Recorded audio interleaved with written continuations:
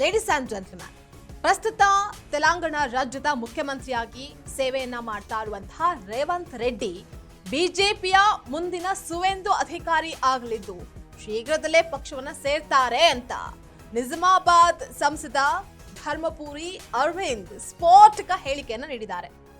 ಇನ್ನು ಈ ಹೇಳಿಕೆ ಈಗ ತೆಲಂಗಾಣ ರಾಜಕೀಯದಲ್ಲಿ ಕಾಂಗ್ರೆಸ್ ಮತ್ತು ಬಿಜೆಪಿ ನಡುವಿನ ವಾಗ್ದಾಳಿಯನ್ನ ಇನ್ನಷ್ಟು ತೀವ್ರಗೊಳಿಸಿದೆ. ಹಾಗಾದ್ರೆ ಸಂಸದ ಧರ್ಮಪುರಿ ಅರವಿಂದ್ ಅವರು ಈ ರೀತಿಯ ಹೇಳಿಕೆ ನೀಡೋದಕ್ಕೆ ಕಾರಣ ಏನು? ಇದ್ರ ಬಗ್ಗೆ ಕಂಪ್ಲೀಟ್ ಡೀಟೇಲ್ಸ್ ಅನ್ನ ನೋಡ್ತಾ ಹೋಗೋಣ. ವೀಕ್ಷಕರೇ, ನೆಲ ಜಲ ಭಾಷೆಗಾಗಿ ಪ್ರಾಮಾಣಿಕ ಪತ್ರಿಕೋದ್ಯಮ, ನೀವು ನೋಡ್ತಾ ಇದ್ದೀರಾ ಫೋಕಸ್ ಟಿವಿ. ನಾನು ನಿಶ್ಚಿತಾ.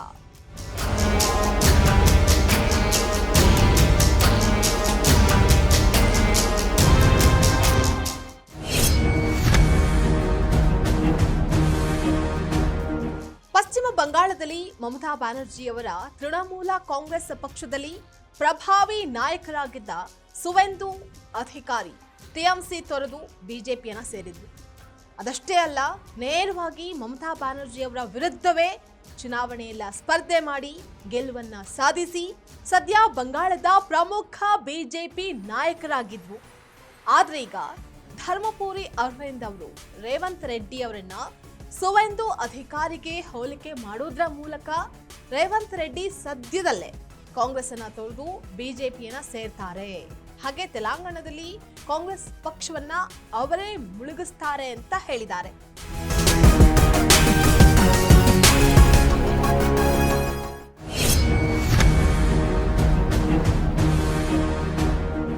ತೆಲಂಗಾಣದ ನಿಜಾಮಾಬಾದ್ ಲೋಕಸಭಾ ಕ್ಷೇತ್ರದ ಬಿಜೆಪಿಯ ಸಂಸದರಾಗಿರುವ ಧರ್ಮಪುರಿ ಅರವಿಂದ್ ರೇವಂತ್ ರೆಡ್ಡಿ ಅವರು ಬಿಜೆಪಿ ಪಾಲಿಗೆ ಮುಂದಿನ ಸುವೇಂದು ಅಧಿಕಾರಿಯಾಗುವಂತಹ ಸಾಧ್ಯತೆ ಇದೆ.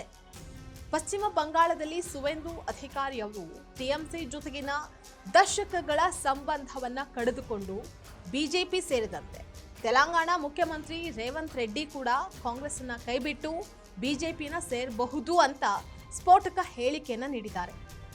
ರಾಜಕಾರಣದಲ್ಲಿ ಯಾವ ಸಮಯದಲ್ಲಾದ್ರೂ ಏನ್ ಬೇಕಾದ್ರೂ ಆಗಬಹುದು. ರಾಜಕೀಯದಲ್ಲಿ ಇಂದಿನ ಶತ್ರುಗಳು ನಾಳಿನ ಮಿತ್ರರು, ಇಂದಿನ ಗೆಳೆಯರು ನಾಳಿನ ವೈರಿಗಳು ಅನ್ನುವಂತಹ ಮಾತಿದೆ.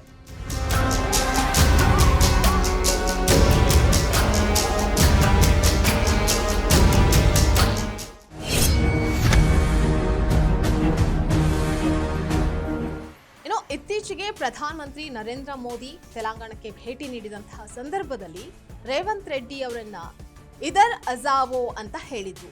ಅದಾದ ನಂತರ ಇದೀಗ ಬಿಜೆಪಿಯ ಸಂಸದ ಧರ್ಮಪುರಿ ಅರವಿಂದ್ ಅವರು ಪ್ರಧಾನಿ ಮೋದಿ ಮತ್ತೆ ರೇವಂತ್ ರೆಡ್ಡಿ ನಡುವೆ ಉತ್ತಮ ಸಂಬಂಧ ಇದ್ದು ತೆಲಂಗಾಣ ಸಿಎಂ ಬಿಜೆಪಿ ಪಾಲಿನ ಮುಂದಿನ ಸುವೇಂದು ಅಧಿಕಾರಿಯಾದ್ರೆ ಅಚ್ಚರಿ ಏನಿಲ್ಲ ಅಂತ ಹೇಳಿದ್ದಾರೆ.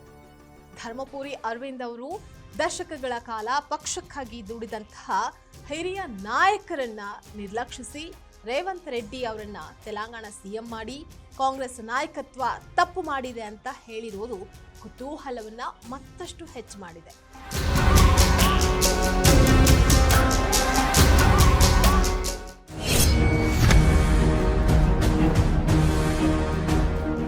ಒಟ್ಟಿನಲ್ಲಿ ಮುಂದಿನ ತೆಲಂಗಾಣ ವಿಧಾನಸಭಾ ಚುನಾವಣೆಯಲ್ಲಿ ಕಾಂಗ್ರೆಸ್ ಪಕ್ಷ ದೊಡ್ಡ ಸೋಲನ್ನ ಎದುರಿಸುತ್ತೆ.